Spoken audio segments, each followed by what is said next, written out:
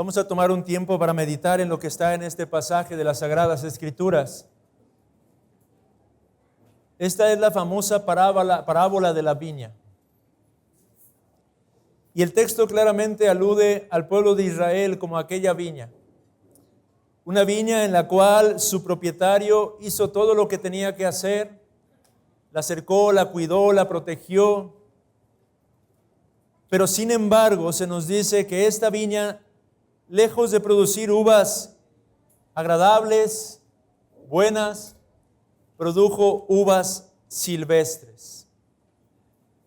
Y a causa de ello viene una serie de ayes, pronunciamientos, oráculos de juicio en contra del pueblo que se ha rebelado en contra de su propio Hacedor, de su propio Señor, de su propio Dios. Este pueblo del cual se esperaba que diese fruto, este pueblo que Dios apartó de entre todas las naciones de este mundo, este pueblo al cual Dios llamó para gloria y alabanza de su nombre a fin de que manifestara la luz y la gloria de su propio Creador, claramente ha fracasado, ha fallado en su propósito, en su llamado. Un versículo clave de este pasaje es el versículo número 7, donde dice: ciertamente la viña de Jehová de los ejércitos es la casa de Israel, y los hombres de Judá planta deliciosa suya. Esperaba juicio, y he aquí vileza, justicia, y he aquí clamor.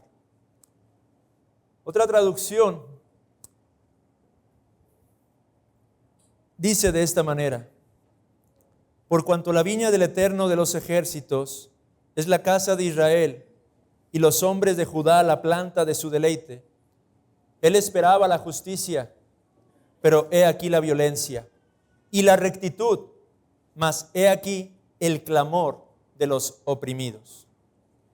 Lo cierto es que este pueblo, el pueblo del pacto, tendría que haber evidenciado el carácter del Dios que lo rescató del estado de esclavitud en el que ellos se encontraban. Este pueblo era llamado para reflejar el carácter de este Dios que es santo y misericordioso, justo. Y lejos de ello, este pueblo del pacto estaba manifestando un carácter sumamente pecaminoso. Los 6 ayes que se pronuncian en este capítulo están relacionados con diferentes aspectos del carácter impío de esta nación. Este pueblo era un pueblo egocéntrico.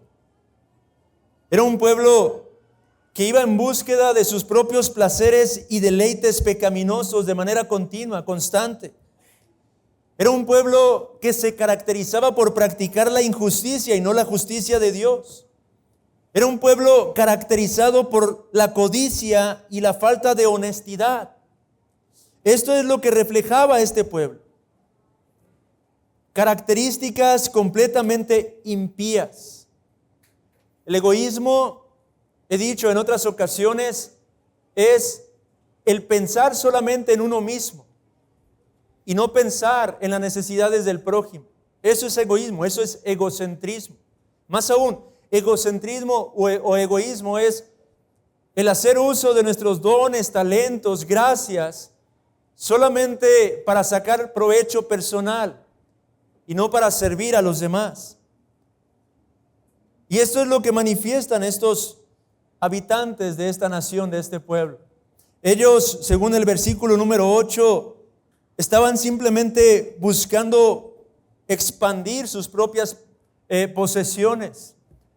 Y lo hacían a través de actos de injusticia, de actos de soborno, de actos de iniquidad, oprimiendo a los más débiles, oprimiendo a los más necesitados, oprimiendo a los más humildes. Era un pueblo en búsqueda de su placer pecaminoso. En el versículo número 11, en el segundo ay, se menciona cómo es que estos se levantaban desde temprano para seguir la embriaguez, buscando simplemente deleitar sus propios sentidos, sus propias emociones. Todas estas características se encuentran enunciadas en este pasaje de las Sagradas Escrituras. Este era el carácter que estaba reflejando el pueblo santo de Dios.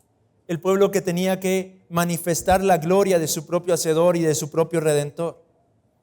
Y esta serie de características, hermanos, mientras las leía y las meditaba una vez más, me remitían a Proverbios 1,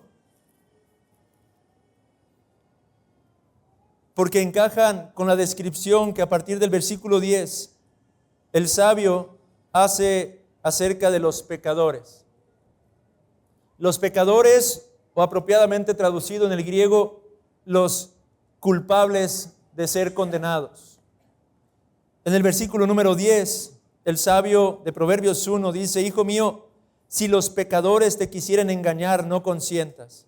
Si dijeren, ven con nosotros, pongamos acechanzas para derramar sangre, acechemos sin motivo al inocente, los tragaremos vivos como el Seol y enteros como los que caen en un abismo. Hallaremos riquezas de toda clase, llenaremos nuestras casas de despojo. Echa tu suerte entre nosotros, tengamos todos una bolsa. Estos son los mismos, o es la descripción que se equipara a la condición, a la actitud del pueblo de Israel, del pueblo de Judá en Isaías capítulo 5. Hombres perversos, hombres malvados, hombres capaces de cometer crímenes con tal de obtener sus propios beneficios, con tal de alcanzar sus propósitos. Esta era la actitud en el pueblo de Israel, en el pueblo de Dios. Y nosotros podemos leer esta clase de pasajes y maravillarnos y asombrarnos y preguntarnos cómo es que un pueblo que fue tan abundantemente bendecido al recibir la palabra de Dios, al recibir la revelación especial para ellos, terminó en esta condición. Y aún podemos señalarlos y espantarnos y asombrarnos acerca de tal tipo de corazón, hermanos. Pero lo cierto es que estas características que son reveladas a través de este pasaje, de estos dos pasajes, Isaías 5 y Proverbios 1, también se encuentran presentes en cada uno de nosotros, hermanos. Este tipo de carácter se encuentra en todos y cada uno de los que estamos aquí reunidos. A menudo nosotros somos egocéntricos, somos egoístas, a menudo somos codiciosos, a menudo practicamos injusticia, a menudo ponemos nuestro enfoque en los placeres vanos, temporales, por encima de las cosas eternas. Antes de señalar la condición de este pueblo, es necesario que nosotros mismos nos reflejemos a través de lo que se describe en este pasaje de las Sagradas Escrituras y podamos dejar que el Espíritu Santo redarguya nuestro propio corazón y nos revele la condición en la que nos encontramos el día de hoy.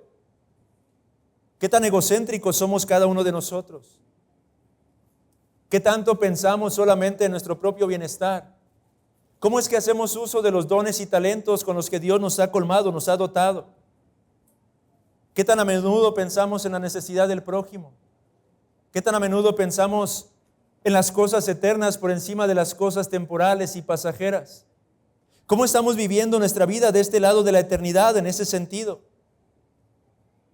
¿Cómo está nuestro corazón en cuanto al deseo de esas cosas materiales? La codicia es uno de los más grandes males que se albergan en el corazón de los seres humanos, porque la codicia es algo que no tiene saciedad jamás. La codicia a menudo pide más y más y más y más, nunca se sacia en lo absoluto. ¿Hay algo de esto en nuestros propios corazones? ¿Podemos nosotros ver algún tipo de reflejo de nuestras propias almas en la condición de este pueblo? ¿Podríamos nosotros identificar alguno de estos pecados en nuestras propias vidas? Esta es la pregunta que quiero enfatizar el día de hoy a través de esta meditación. ¿Cómo nos encontramos viviendo? Y es que tenemos que entender algo sumamente importante. El pueblo de Israel no llegó a este punto de un momento a otro. El pueblo de Israel comenzó paulatinamente siendo leudado. El pueblo de Israel, desde el momento en que conquistó la tierra de Canaán, codescendió con el pecado, con las tribus, con las naciones que se encontraban allí. fue permisivo con la iniquidad que se encontraba en ese lugar cuando Dios lo llamó a cortar de raíz todo lo que se encontraba en ese lugar. De la misma manera, el pecado sigilosamente permea el corazón de todos y cada uno de nosotros. Un Hitler no llegó a ser Hitler de la noche a la mañana.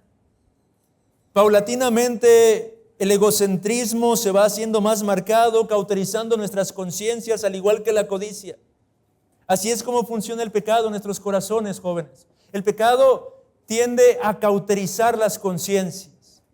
El pecado tiende a cegar nuestro entendimiento. Al principio cuesta trabajo el cometer algún tipo de acto en particular que de antemano sabemos que es contrario a la voluntad del Señor, pero una vez que lo hacemos y no hubo consecuencias, posteriormente se vuelve un poco más sencillo. Y paulatinamente el pueblo de Israel terminaría en esta lamentable condición que acarrearía sobre ellos el juicio de un Dios que es santo. Y eso es lo mismo en el corazón de cada uno de nosotros. De manera que si no lidiamos con nuestro egocentrismo, con nuestra codicia, con nuestra tendencia al hedonismo, a la búsqueda del placer sensual, a la mundanalidad, si no lidiamos con eso ahora, podría llegar a un punto en el que no nos vamos a reconocer a nosotros mismos. El pecado es como una especie de fiera que está al acecho constantemente buscando devorar el corazón de los hombres. En Génesis 4 tenemos una ilustración de esto, en un hombre en particular, Caín.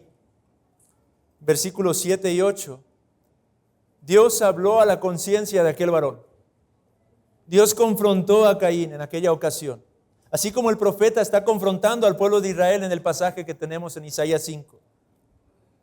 Y Dios le dijo, versículo 6, entonces Jehová dijo a Caín, ¿por qué te has ensañado y por qué ha decaído tu semblante? Si bien hicieres, ¿no serás enaltecido? Y si no hicieres bien, el pecado está a la puerta. Con todo esto a ti será su deseo y tú te enseñorearás de él. Dios le está advirtiendo, Caín, el pecado está ya a la puerta de tu corazón. Estás a nada de llevar a cabo un acto de iniquidad, del cual no podrás retraerte de sus consecuencias. Pero ¿qué pasa inmediatamente después? Versículo 8. Y dijo Caín a su hermano Abel, salgamos al campo. Y aconteció que estando ellos en el campo, Caín se levantó contra su hermano Abel y lo mató. El pecado es como un animal salvaje agazapado, dispuesto a devorarnos, hermanos.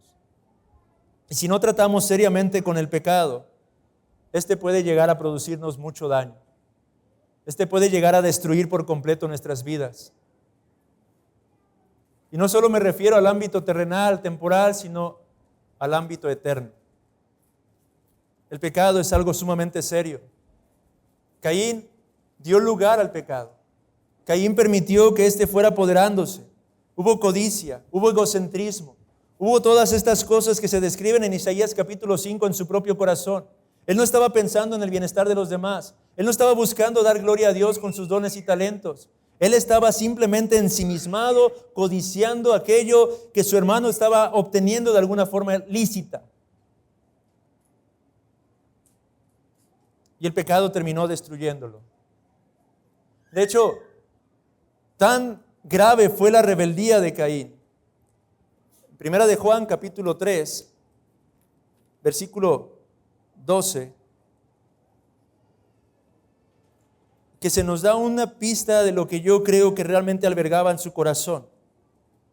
Cuando Juan dice, no como Caín, que era del maligno y mató a su hermano. ¿Y por qué causa le mató? Porque sus obras eran malas y las de su hermano justas. Había incluso envidia en el corazón de Caín, había resentimiento, hubo lugar a una gran cantidad de actitudes de su corazón que fueron lo que lo llevaron, lo arrastraron a actuar como actuó finalmente. Y es interesante que la palabra que se usa en el griego para el versículo 12, cuando dice que era del maligno y mató a su hermano, la palabra mató a su hermano literalmente significa que llevó a cabo un sacrificio, inmoló a su hermano.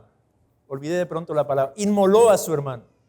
Es como si le hubiera dicho al Señor: Dios, querías un sacrificio, aquí tienes tu sacrificio.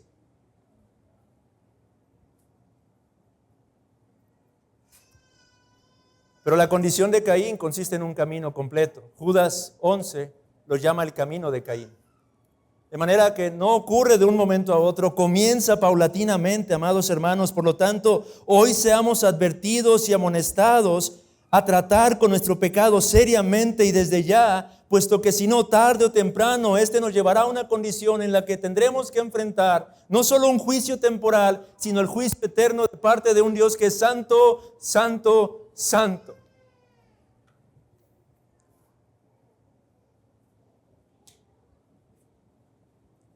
Gálatas 6:7 dice que no nos dejemos engañar, no nos engañemos a nosotros mismos, porque todo lo que nosotros sembramos, eso cosecharemos. Jóvenes, todo lo que ustedes siembran, todo lo que ustedes hagan aquí, ahora, va a traer tarde o temprano consecuencias para su vida. Ahora, ¿cuál fue la causa por la que el pueblo de Israel terminó en esa condición? Vea de regreso en Isaías capítulo 5 y vaya al versículo número 24. Isaías 5:24 nos marca la pauta de cómo es que el pueblo de Israel terminó en esa condición. Dice: por tanto, como la lengua del fuego consume el rastrojo y la llama devora la paja, así será su raíz como podredumbre y su flor se desvanecerá como polvo. Y escuche esto. ¿Por qué? Porque desecharon la ley de Jehová de los ejércitos y abominaron la palabra del Santo de Israel. ¿Cuál fue la causa por la que este pueblo terminó en la condición que estaba? El desprecio, el menosprecio de la palabra de Dios, de la Torá de Dios. Es lo que dice en el hebreo. Desecharon la Torá de Jehová, la instrucción de Dios, la enseñanza de Dios. Y abominaron, aborrecieron la palabra del Santo de Israel. Esa es la raíz, esa es la causa por la que ellos terminaron en la condición en la que llegaron a terminar, hermanos. El desprecio, el menosprecio de la palabra de Dios. Y ahora quiero advertir algo en este punto. A menudo al leer esta clase de pasajes, en Proverbios una y otra vez se habla acerca de lo mismo. El sabio exhorta a su hijo una y otra vez: no desprecies la palabra de Dios, no deseches la palabra de Dios. Y a menudo tendemos a pensar que despreciar la palabra de Dios luce como algo así cuando un hombre abiertamente dice: eso es mentira, o no voy a escuchar, o no quiero escuchar absolutamente para nada de lo que tienes que decirme a través de las Escrituras. Eso pasa ciertamente. Hay jóvenes que a menudo en su necedad y en su rebeldía pueden incluso decir que la palabra de Dios no es la palabra de Dios, que es un libro de hombres.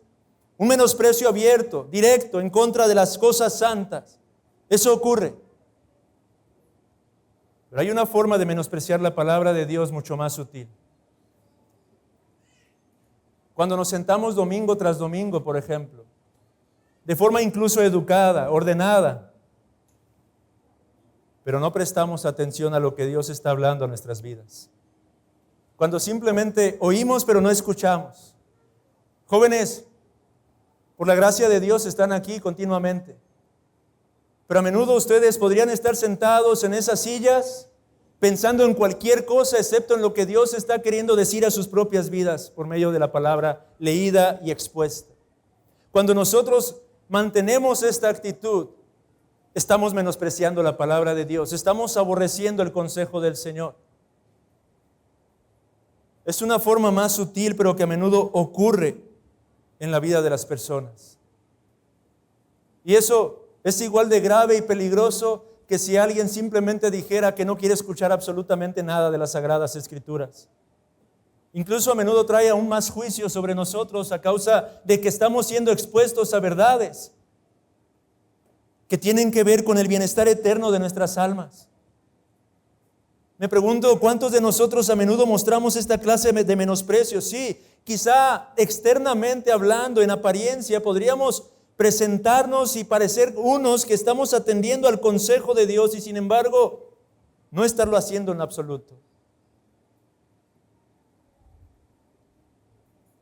Pero hay otra forma en la que nosotros podemos estar menospreciando la palabra de Dios, desechando la palabra de Dios. Y es cuando tomamos solamente una parte del consejo divino. Y yo creo que esta era la verdadera condición del pueblo de Israel. No creo que ellos estaban rechazando abiertamente la Torá. No creo que no iban a la sinagoga para escuchar las enseñanzas en un sentido. Pero lo que yo creo es que ellos estaban quebrantando este tercer principio de menospreciar las Escrituras. Y consiste en desvincular las enseñanzas de las Sagradas Escrituras con la aplicación de las Sagradas Escrituras en nuestras vidas. Proverbios, una vez más, capítulo 3, versículo 3.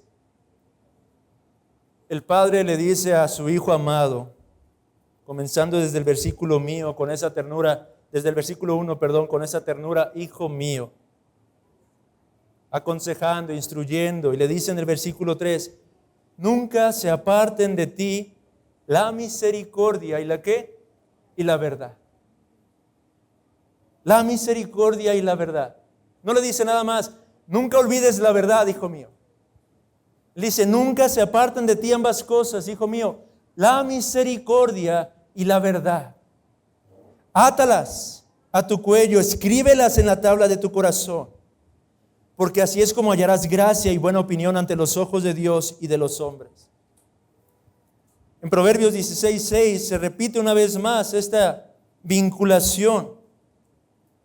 Con misericordia y verdad, dice, se corrige el pecado, y con el temor de Jehová los hombres se apartan del mal.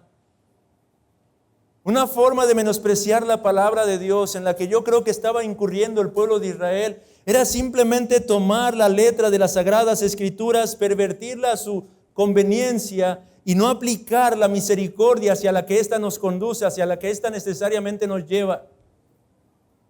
Verdad y misericordia y verdad son ambas cosas que nos son requeridas cuando Dios habla a nuestros corazones. No solamente se trata de venir y escuchar el mensaje de las Sagradas Escrituras atentamente e incluso considerando nuestro corazón, qué bueno que están diciendo eso el día de hoy porque le conviene escuchar a fulanito de tal estas verdades.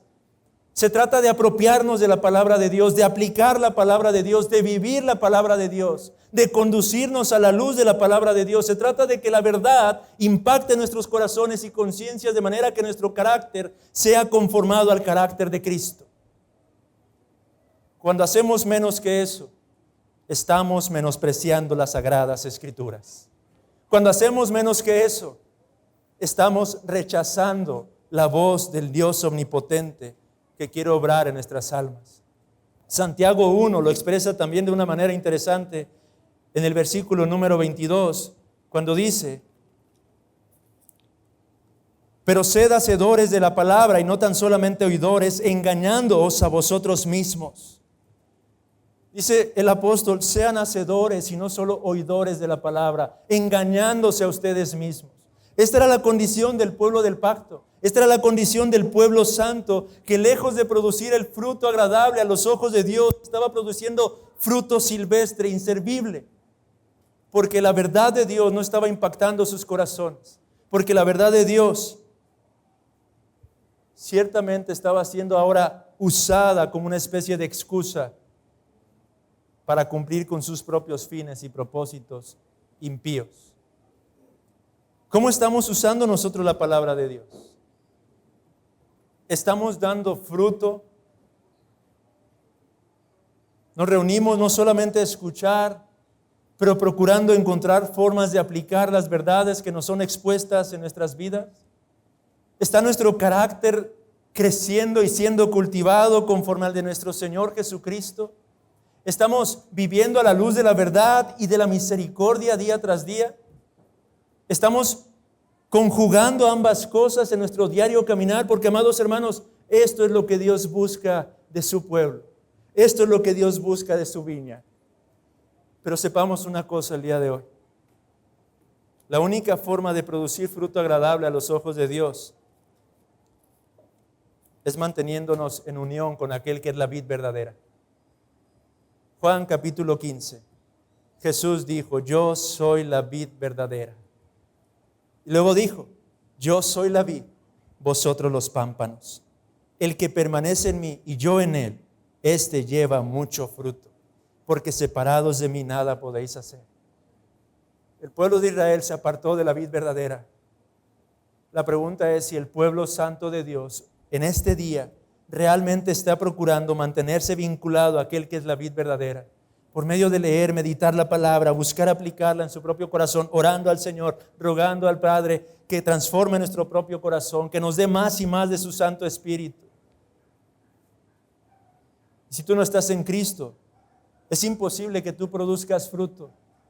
Es imposible que tú puedas hacer lo que trae gloria y alabanza al Señor. Es solamente cuando te vinculas a Cristo por la fe y el arrepentimiento que entonces y solo entonces puedes producir esta clase de fruto que trae alabanza a tu Hacedor.